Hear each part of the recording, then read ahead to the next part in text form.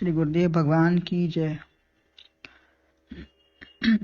श्रीमद् भगवद गीता के 6वें अध्याय में श्री भगवान इसी उक्त श्लोक 31वें के श्लोक में ही पुनर्विचार करते हुए आगे वर्णन करते हैं कि सब प्रकार का संयमन करके जो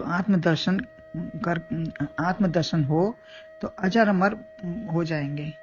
सब प्रकार का संयमन आत्मा का हो जाए तो आत्मदर्शन भी हो जाएगा और अजर अमरता अपने में आ जाएगी। तस्य हम न प्रणश्यामी, अब भजन ही करना है अपने में। एकत्व में स्थित हो गए तो एक में स्थित होकर फिर हमें कोई दुनियादारी नहीं होगी, अपने आप हम एकत्व में स्थित हो जाएंगे। तत्व का या एकत्व का ही दर्शन होगा। तो भजन किसका होगा फिर?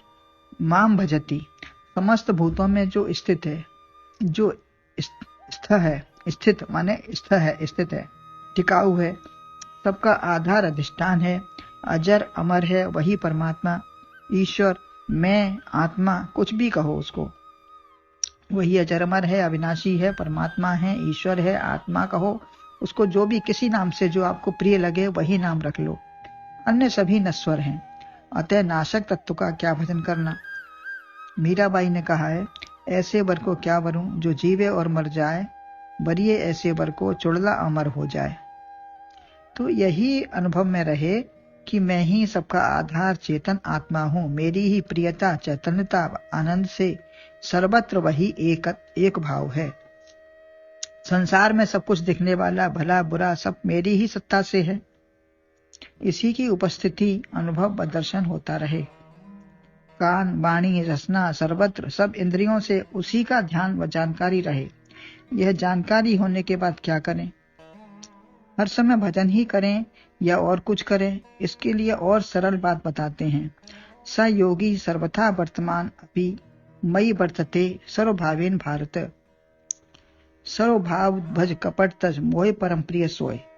वही योगी है जो बर्तन अपि व्यवहार सब करता हुआ भी बोलकर, देखकर, सुनकर, हाथ पैरों से, शरीर से कुछ न कुछ संकल्प, चिंतन, शुभ कामना कुछ भी करते हुए भी सब कुछ परमात्मा के लिए ही करता है। देखने में वह चाहे जिसके लिए कर रहा हो, व्यवहार में कुछ भी कर रहा हो, अच्छा ही करेगा। सब कुछ परमात्मा के लिए ही करता है या आत्म संतोष के लिए करता है। वह सुख किसे कैसे मिलता है, वह सुख कौन कैसे करता है और कैसे उसको मिलता है, उसका भाव क्या है, लड़कर, काम करके या खिला पिलाकर या दे लेकर, यह सब में अंतर है। अपने अपने भाव में सब में अंतर है।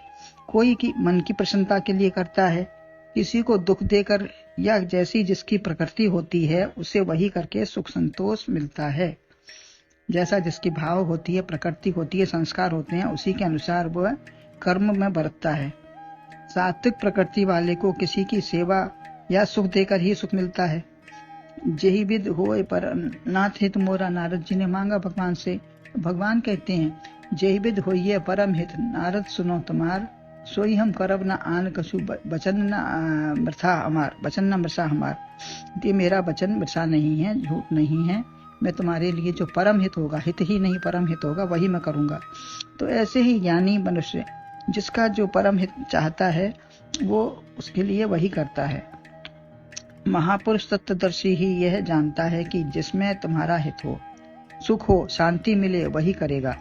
ऐसा योगी कहीं दूसरे में नहीं बैठता, वरन मुझ में ही बैठता है। मयि वर्तते, उसको कहने की जरूरत नहीं है, वो अपने आप उसी में स्थित रहता है।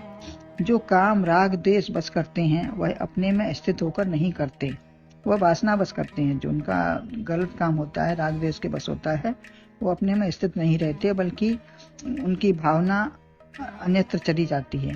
अन्यथा सत्य चेतन आनंद स्वरूप परमात्मा से जुड़कर सब काम अति प्रिय होगा। अगर भगवान से जुड़े रहेंगे, सत्य चेतन आत्मा से जुड़े रहेंगे तो कोई काम गलत नहीं होगा, अति प्रिय, सबके लिए प्रिय होगा।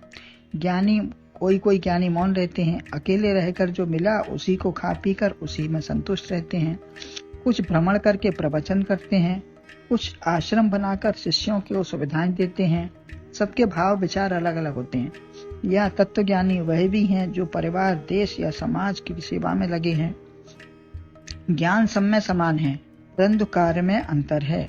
सब अपने अपने बुद्धि, विचार और व्यवहार के अनुसार काम करते रहते हैं। ज्ञानी बनकर कुछ भी करें, परंतु सबका हित हो, अपना अंतःकरण शुद्ध हो, वही काम करें। यही ज्ञानी की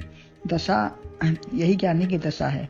यहाँ तक कि जड़ता में रहना, पागल की भांति पड़े रहना, या कर्मठ, विरक्त या गृहस्थी, सन्यासी या ज्ञानी बनकर कैसे भी रहें, कोई किसी के लिए बंधन नहीं है। जैसे भी जिस भाव में भी रहें, लेकिन अपनी मस्ती में मस्त हैं, न किसी को दुख देते हैं न दुख पाते हैं। कृष्ण भोगी सुको त्यागी, ऐसा कहा है। कृष्ण ने झूठ बोला, उपद्रव मचाया, सारथी बने, राक्षसों का वध किया, गीता सुनाई, तब भी वह ज्ञानी है। अच्छे से अच्छा काम किया और व्यवहार में ऐसा भी काम किया कि उपद्रव आदि किया। सुखदेव जी पैदा होते ही वनवास को निकल पड़े। 12 साल में जन्मे और चल दिए। श्रीमद् भागवत का प्रवचन किया, ऋषियों को ज्ञान कराया। जनक जी ने पुत्री विवाह किया, राज्य संचालन किया, श्री राम जी ने भी संचालन किया, परंतु ज्ञानी है, मर्यादा पुरुषोत्तम है। वशिष्ठ जी ने सबका मार्गदर्शन, सबका समाधान किया। राज्याभिषेक आदि कराकर पुरोहित कर्म करके भी वह ज्ञानी है। सब समान ज्ञानी हैं, सब कुछ करते हुए भी ज्ञानी हैं। ज्ञानी का ऐसा नहीं है कि ज्ञानी हो गए तो चुपचाप बैठ जाना है। ज्ञान में भेद नहीं है। अभेद दर्शन वाला व कर्म में एकत्व वाला ही ज्ञानी है, परंतु अनर्गल नहीं करना है। अनर्गल गलत काम नहीं करना है, झूठ, हिंसा, चोरी आदि नहीं। स्वामी माधवाचार्य जी कहते हैं कि ज्ञानी शास्त्र अविहित कर्म कर ही नहीं सकता। ये डंके की चोट पर कहते हैं कि जो ऐसा ज्ञानी जो पूर्ण ज्ञानी है, वो अविहित कर्म कर ही नहीं सकता। जगत गुरु श्री शंकराचार्य जी कहते हैं, ज्ञानी निर्लिप्त है, वह कुछ भी करे। ज्ञानी वही है जो ज्ञान से शुभ ही करे, अन्यथा अज्ञानी है। हर समय कर्म करने वाला भी ज्ञानी है। जो कुछ हो रहा है आत्मा से, आत्मा में, आत्मा के लिए ही हो रहा है। मैं करने वाला नहीं हूँ। जो हो रहा है भगवान करा रहा है, और उस भगवान की ही संसार की रक्षा के लिए भगवान के प्रति ही हो रहा है। लेकिन अपनी अपनी प्रकृति के अनुसार सब करते हैं। ऐसा नहीं कि कोई त्योहार पे, जैसे होली आई तो भांग पीकर सोना, बकवास किया, या गाना, सत्संग, कीर्तन, गाली आदि कौन क्या करता है। अपने भांग पी ली और अपने भाव में पता नहीं क्या क्या कौन कर रहा है। प्रकृति अनुसार जो जीवन भर किया है वही उसका वो करता रहता है। वृत्ति केंद्रित होती है। सब जगह से मन हटकर एक जगह लग जाता है। प्रकृति अनुसार जैसी उसकी प्रकृति होती है वैसा ही मन उसका करा लेता है शरीर के द्वारा। आत्मज्ञान का भी नशा है। कोई चुपचाप, कोई सबका हित करता है। आत्मज्ञान का भी एक, जैसे भांग पीकर बताया उदाहरण से, ऐसे ही आत्मज्ञान का भी एक नशा है। जो खुद मस्ती में मस्त हुआ, फिर उसका क्या जो हो सो हो, तो उसकी भी एक मस्ती है, अपना भाव है, नशा है, वो सबका हित ही करेगा। कोई अनुरक्त हो जाता है। अतः ज्ञान में रहकर, आत्म स्वरूप में स्थित रहकर आत्म संतुष्टि के लिए ही करें। ज्ञान में रहकर आत्म स्वरूप में स्थित हो और आत्म संतुष्टि के लिए करे। आत्म संतुष्टि हो, मेरी होगी तो सबकी भी होगी। उसका बड़ा सुंदर मधुर व्यवहार होता है। राग द्वेष किसी से नहीं होता, अपने में स्थित रहता है। वह संसार, परिवार, पुत्र, पति, धन, बच्चों में नहीं बैठता। सब परमात्मा का ही स्वरूप है। ऐसे अभिमान व फलाशक्ति से रहे। चंचरिय के चंपक बागा, भरत जी रहे वाल्मीकि आश्रम में, तो उनको वहाँ कुछ भी नहीं दिखाई देता था, केवल वो अपना उन्होंने दिया और उन्होंने रहे वहाँ पे केवल। चंचरिय के चंपक बागा की तरह ऊपर ऊपर उड़ता फिरता रहता है। जहाँ अंदर आत्मा में प्रविष्ट होना चाहिए वहीं बैठता है। हृदय या तत्व तो एक ही है, दूसरा है ही नहीं, तो कहाँ प्रेम करेगा, कहाँ बैठेगा। ऐसा करता हुआ वह अपने में ही बैठता है। आत्मरंग है तो प्रेम की बहार है। कुछ करो तो ठीक आत्मा में स्थित होकर ही सब काम होना चाहिए। यही आत्मस्थिति की पहचान है। बोलो गुरुदेव भगवान की जय।